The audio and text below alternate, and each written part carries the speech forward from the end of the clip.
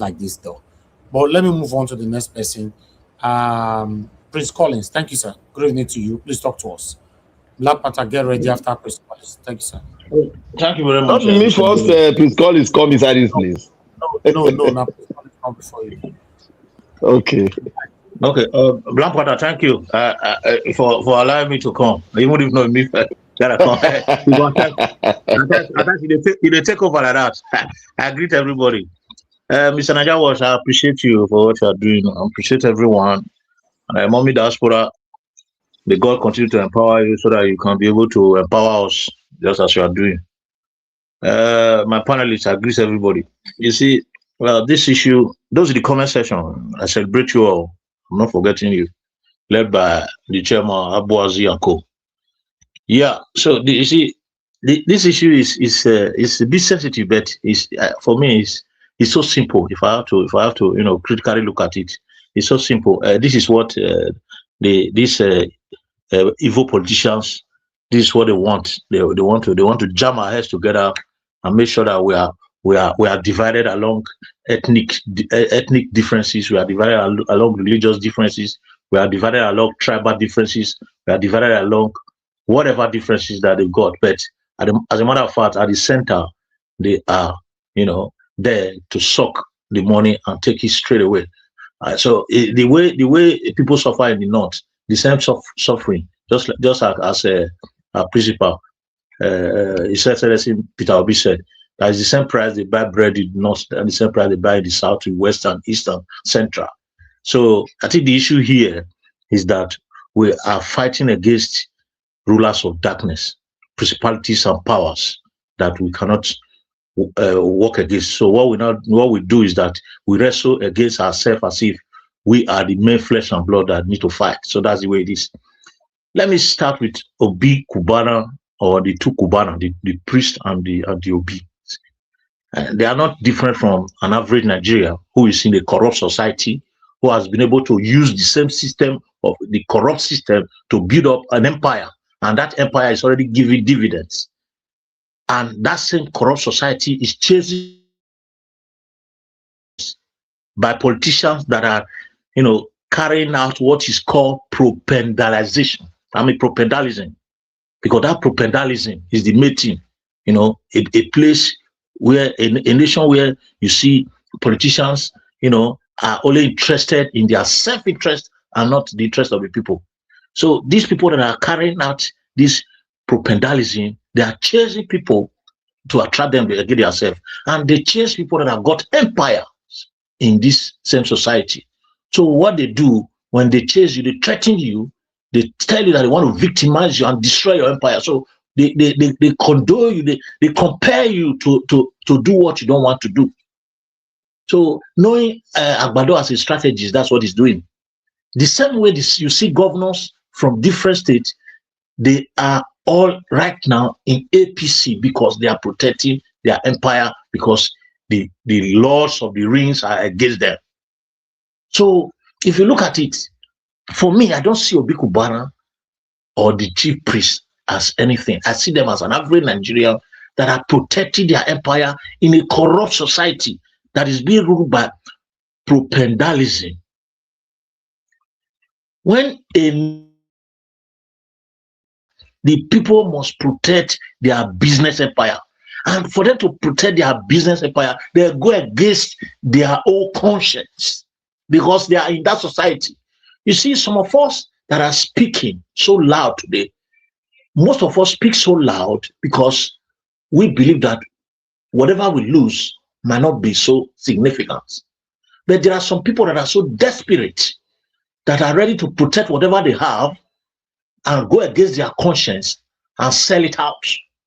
So these are the kind of people that we have in Nigeria. I've always said it in this place that an average Nigerian is a criminal.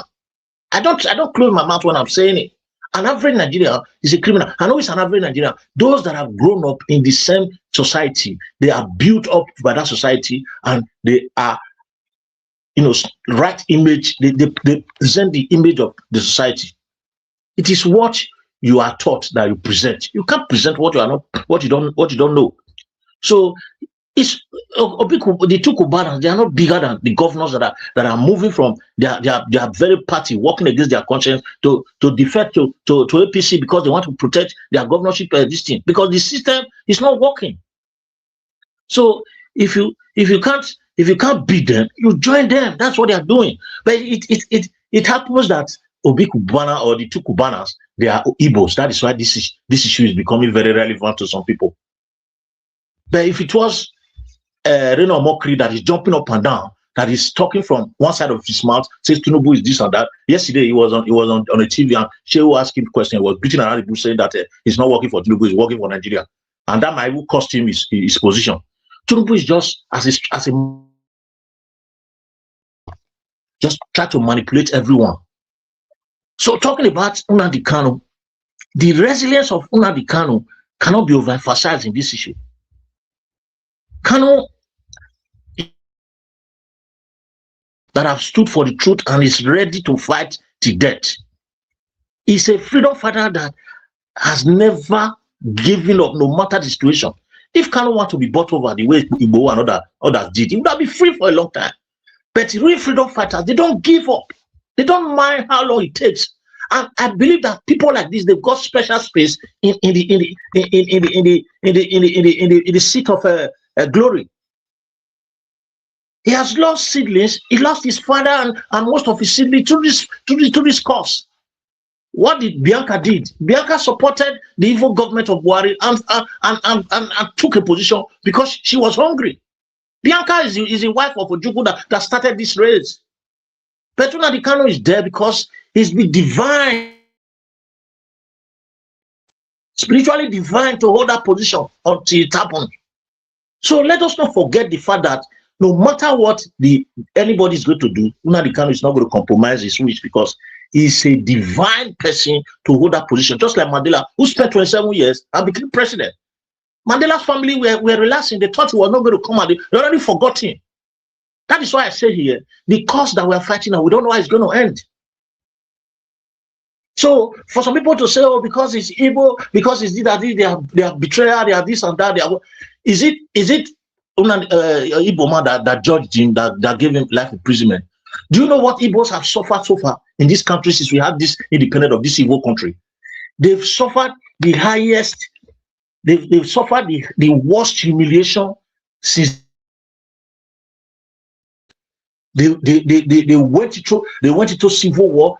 Why? Because they want freedom. They went into civil war, and their whole generation was destroyed. And people, we saw what happened. That is why they erased that history, because they don't want that kind of history to be remembered. But today they are still resilient. They are everywhere. They are still very strong. They are still very, very industrious and still keeping on. They don't give up. So these are the people that are made to. In fact, if the Igbos, if Nigeria was just all Igbos, by now we know where we are. They have suffered so much. Even when OBJ came, the people that helped him to achieve most of the things, 70% of what he achieved, came from the East, because they love the country. They want things to work. So for some people to think that, oh, all Igbos are going to be the same. No, because multiples of these Igbo are brought up from this corrupt system, that have built an empire in this system, that needed to protect such system. I love the speech of that last presentation that Nadia was did. The man that was talking about Fayose statement that said he loved him, blah blah blah. The guys gave exactly my submission.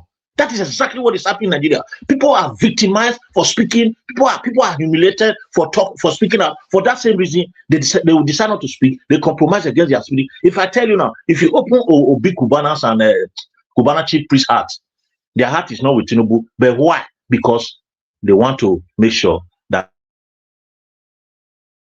is the country we find ourselves. A country where all the finances are being embezzled and used against the people. Look at just electoral law that they are supposed to amend. They refuse to do that. Let me stop, and maybe if I have more chance, I'll speak about what is going on. Nobody should be blamed for this system. The system is dead. It's gone. Okay. We are all victims of this rubbish. Thank you very much, Thank you. Mr. Najawo.